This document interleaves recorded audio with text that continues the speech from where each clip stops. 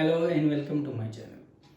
11th class business study के topic को हम कर रहे हैं। हिस्ट्री ऑफ जो बिजनेस है उसको पढ़ रहे थे। तो कुछ एक दो वीडियो हमने पहले की थी। अब नेक्स्ट वीडियो फिर उसी हमारे टॉपिक पर, क्योंकि टॉपिक हमारा बिजनेस, ट्रेड एंड कॉमर्स ही चल रहा है। बस हम हिस्ट्री देख रहे हैं उसकी कि हिस्ट्री क्या है। क्लास 11th का हमारा टॉपिक है, बिजनेस स्टडी हमारा सब्जेक्ट है, व्यवसाय अध्ययन। आ जाए मेजर ट्रेड सेंटर, इसके ऊपर आपसे, क्योंकि अब ये 2 साल से इंट्रोड्यूस हुआ है तो लास्ट ईयर इसके ऊपर बहुत क्वेश्चन आए थे, 3 नंबर में भी 4 नंबर में भी। तो अब जो हम पढ़ेंगे वो मेजर ट्रेड सेंटर पढ़ेंगे। तो ट्रेडिंग जहां पर होती थी तो सबसे पहले पाटलिपुत्र की बात आती है। तो एक ऐसा कमर्शियल टाउन था जो एक्सपोर्ट ऑफ स्टोन के लिए जाना जाता था। तो यहां से जो है पत्थरों का निर्यात किया जाता था। अब आता है पेशावर, जो इस समय पाकिस्तान में है। ये भी एक एक्सपोर्टिंग सेंटर था, पर ये किसका एक्सपोर्टिंग सेंटर था? वूल का और हॉर्सेस का। तो ये, क्योंकि हमारे देश में एक्सपोर्ट बहुत ज्यादा होता था, तो ये निर्यातक था किस चीज का? घोड़ों का और ऊन का। अब आता है तक्षशिला। ये एजुकेशन में भी बहुत इंपॉर्टेंट रोल उस समय भी प्ले करता था। तो it served as a major centre of important land route, जो सड़क वाला मार्ग है उसका ये इंपॉर्टेंट सेंटर था between India and Central Asia. Bharat और भारत को मध्य एशिया से जोड़ने का, वो भी सड़क मार्ग से, ये एक इंपॉर्टेंट सेंटर था। और ये एक ऐसी सिटी थी जहां पर फाइनेंशियल और कमर्शियल बैंकिंग चलती थी। तो यहां पर जो सेठ प्रथा थी, साहूकार प्रथा थी, वो बहुत ज्यादा थी। तो फाइनेंशियल सेक्टर था ये एक तरीके से। एजुकेशनिस्ट थे यहाँ पर, तो इसीलिए वो ज्यादा पढ़े लिखे थे, तो वो जानते थे कि हम कैसे मैनिपुलेशन कर सकते हैं। इंद्रप्रस्थ, ये भी पुराने समय में कमर्शियल जंक्शन था, रोड के पे था, रॉयल रोड को मर्ज होती थी यहाँ पर। हर रूट से रोड जो है यहाँ पर मर्ज होती थी। अब वो चाहे पूर्व से हो, पश्चिम से हो, दक्षिण से हो, उत्तर से हो, हर देश, मतलब हर क्षेत्र से रोड जो है यहाँ पर आकर मर्ज होती थी। तो इसीलिए ये एक रॉयल रोड के नाम से भी जाना जाता है, वहां जाना जाने वाला हिस्सा था, जहां पर हर प्रकार की व्यापारिक गतिविधियां जो हमारी 4 दिशाएं हैं उनसे होती थी, यहां पर आकर वो मर्ज होती थी, कन्वर्ज होती थी। तो ये भी एक इंपॉर्टेंट ट्रेडिंग सेंटर था। मथुरा फेमस है आज के समय में भी, आप जानते हो। वो अलग बात है कि इस समय धार्मिक उसमें ज्यादा है। पहले ट्रेडिंग का ये भी, क्योंकि ये भी रोड पर ही था। तो it was an emporium of trade and people have here subsisted on commerce. Many route from South India touch Mathura and Bharuch. तो मथुरा और भरूच को, ये भरूच है, छूते थे। तो भाई व्यवसाय करने के लिए जब आप किसी मार्ग को लोगे, तो उस मार्ग में आज भी देखते हो आपके रोड के साइड में बड़ी सारी कमर्शियल एक्टिविटी अपने आप पनप जाती है।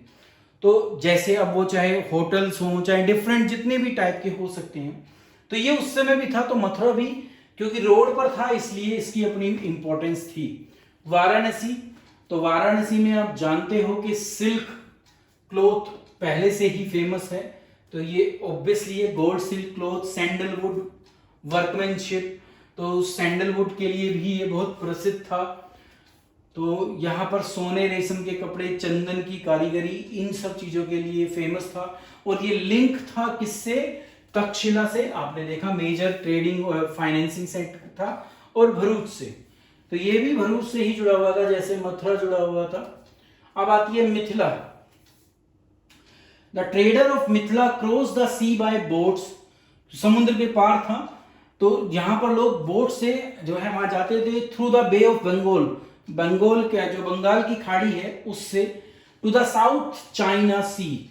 तो साउथ चाइना सी की तरफ ट्रेडिंग जाती थी।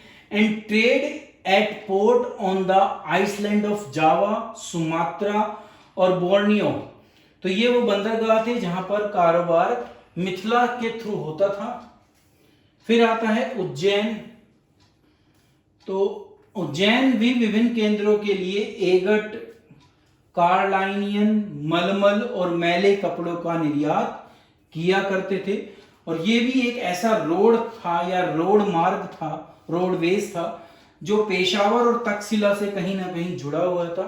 तो यहां पर भी ये चीजें बहुत ज्यादा प्रचलित थी। नेक्स्ट चलते हैं, सूरत की बारी आती है।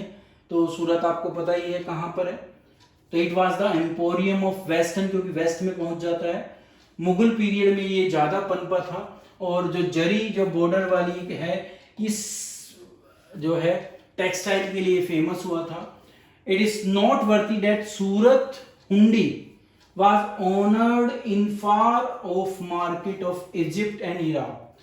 तो जो सूरत की हुंडी थी, वो मिस्र और ईरान में अगर हम व्यापार करते तो वहां पर भी उसकी हुंडी जो थी उसको भुनाया जाता था। तो वहां तक उसकी वैलिडिटी थी उस हुंडी की। फिर आता है कांची, तो जिसको आज हम कांचीपुरम के नाम से जानते हैं। It was here that the Chinese use to come in foreign ship to purchase pearl. Chinese लोग यहां पर आते थे और वो पर्ल्स, ग्लास और रेयर स्टोन को खरीदने के लिए आते थे। और इसके बदले में वो हमारे देश को क्या बेचकर जाते थे? गोल्ड और सिल्क। ठीक है, तो आज कांचीपुरम के रूप में ये जाना जाता है। और इसके यहाँ होने के कारण मोती, कांच और दुर्लभ पत्थरों की खरीद के लिए चीनी विदेशी जहाजों में यहाँ आते थे और वो बदले में सोना और रेशम बेचते थे। तो ये चीजें वो हमारे देश में बेचते थे। अब वो भरूच जो बार बार आ रहा है, तो उस भरूच को भी देख लें। It was the greatest seat of commerce in western India. ये सबसे ज्यादा फेमस वेस्टर्न इंडिया का कमर्शियल पार्ट था। It was situated on the bank of river Narmada. Narmada के किनारे पर यह बना हुआ था या बसा हुआ था। And was link with all important mart. जितने भी टाइप के बाजार, रोडवेज थे, उन सब से लिंक था, वो हमने देख ही लिया है। तो इसकी बहुत इंपॉर्टेंस थी। वेस्टर्न इंडिया में ये सबसे इंपॉर्टेंट ट्रेडिंग सेंटर था। वेस्टर्न इंडिया का ये सबसे इंपॉर्टेंट ट्रेडिंग सेंटर था, जिसको भरूच के नाम से जानते हैं। तो मेन सारी जो भी रोड्स थी उनसे जुड़ा हुआ था, इसीलिए वहां की ट्रेडिंग भी यहाँ होती थी। अब आया मदुरा, साउथ की बात है। तो ये एक कैपिटल थी पांड्यास की एंड वाज कंट्रोल्ड पर्ल्स, ठीक है, मोती और fisheries in the gulf of Munnar.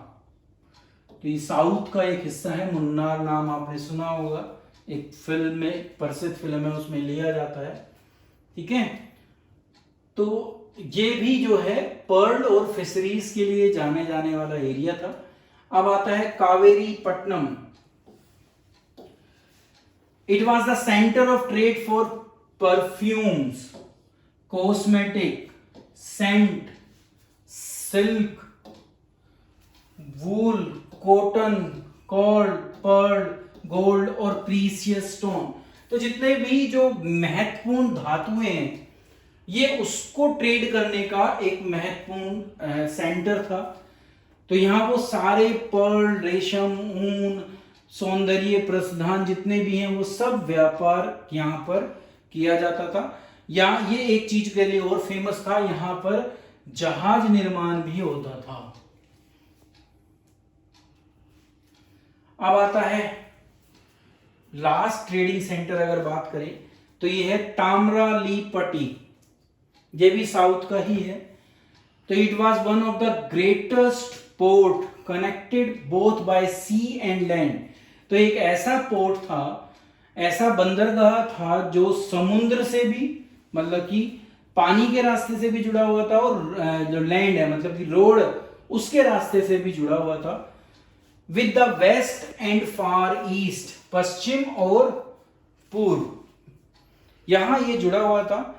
और it was link by road to Banaras. Banaras की रोड और तक्षशिला की रोड से भी जुड़ा हुआ हिस्सा था।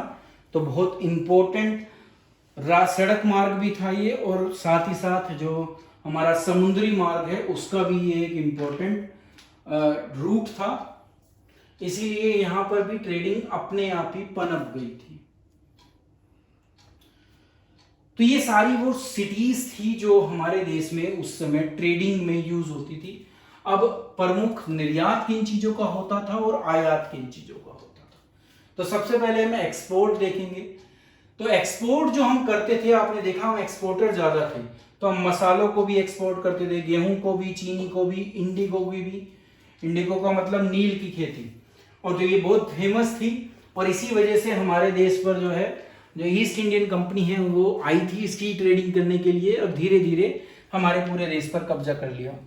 तिल का तेल, कपास, तोता, जीवित जानवर, पशु उत्पाद, खाल, त्वचा, फर, सींग, कछुआ, कछुए के गोले, मोती, नीलम, cards, crystal, lapis lazuli, granite, फिरोजा, तांबा, ये सब चीजें थी जिनका हम क्या करते थे, एक्सपोर्ट करते थे। तो देखो कितनी सारी चीजें हैं जिनके हम एक्सपोर्टर थे।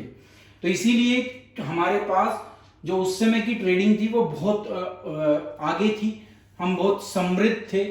समृद्ध होने के कारण ही हमारे देश पर आक्रमण भी हुए, धीरे धीरे कब्जे भी हुए। अब आप देखो तो बहुत कम चीजें थी जो हम बाहर से आयात करते थे। तो हम ज्यादातर क्या करते थे, हॉर्सेस वगैरह, एनिमल जो कुछ प्रोडक्ट थे वो चाइनीज सिल्क हमारे देश में आता था, फ्लैक्स आती थी, लिनन आता था, ठीक है, वाइन आती थी। वाइन आपको पता ही है कहाँ यूज होती थी, gold, silver, tin, copper, lead, रूबीज, coral, glass और एम्बर, ये वो चीजें थी जिनका हम निर्यात करते थे। तो क्योंकि ये चीजें हमारे देश में होती थी पर उस मात्रा में नहीं होती थी जितनी इनकी जरूरत होती थी, तो इसलिए हमें इनका आयात करना पड़ता था। तो ये वो चीजें हैं जो पुराने समय में एनिशियंट इंडिया में आयात और निर्यात की जाती थी।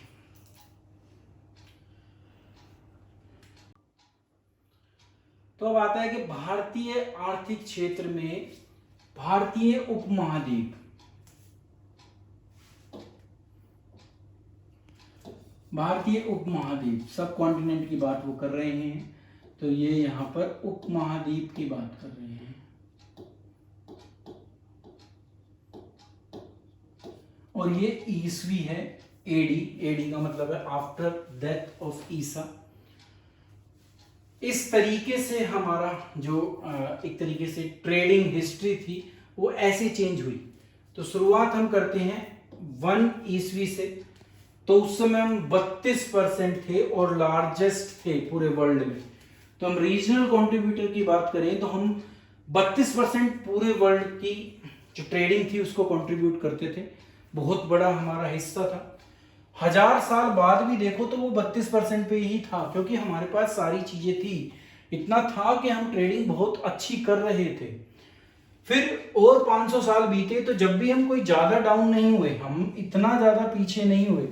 विदेशी आए, उन्होंने हम पर जो है ट्रेडिंग को हमारी को कब्जाने की कोशिश की, पर फिर भी हम 1500 तक तो बहुत संभले हुए कंडीशन में थे, सेकंड लार्जेस्ट थे यहां पर भी। फिर 100 साल बाद की अगर बात करें तो ये परसेंटेज थोड़ी इंक्रीज होती है।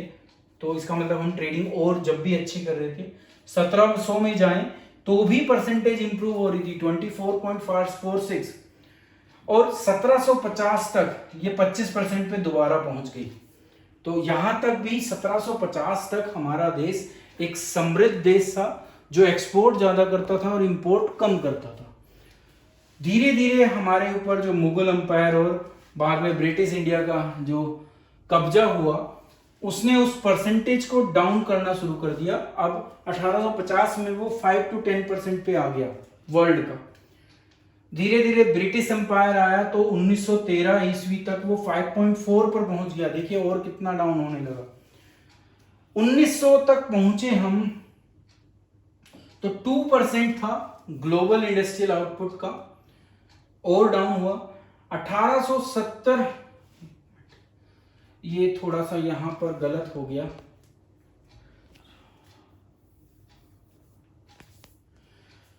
1850 से अगर 1870 की बात करें,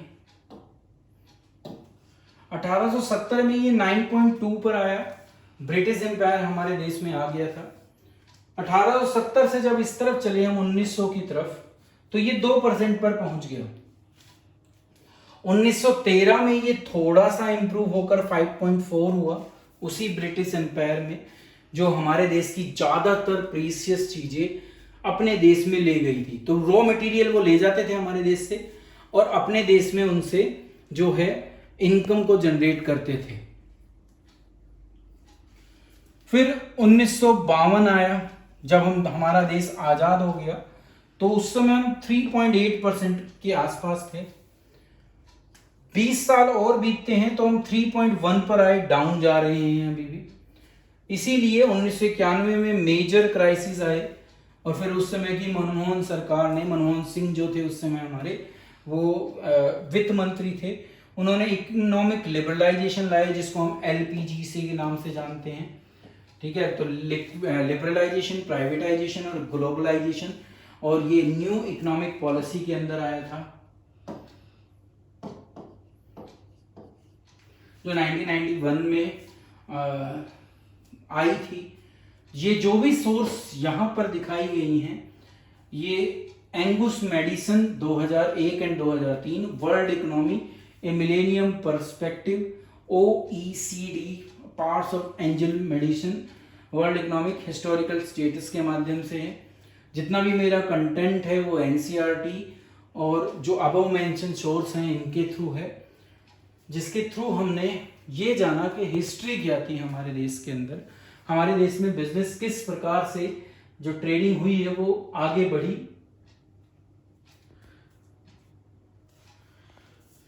इसी के साथ हमारा फर्स्ट जो चैप्टर है वो पूरा होता है। हिस्ट्री मैंने बता दी आपको, बेसिक जो ट्रेड का कंसेप्ट था, उसकी प्रकृति थी, उसकी जो भी कैरेक्टरिस्टिक्स थी वो आपके सामने पहले से ही मैं रख चुका था। अब हम सेकंड चैप्टर स्टार्ट करेंगे जो फॉर्म्स ऑफ बिजनेस ऑर्गेनाइजेशन के ऊपर है। आज की वीडियो इतनी थी। Thank you.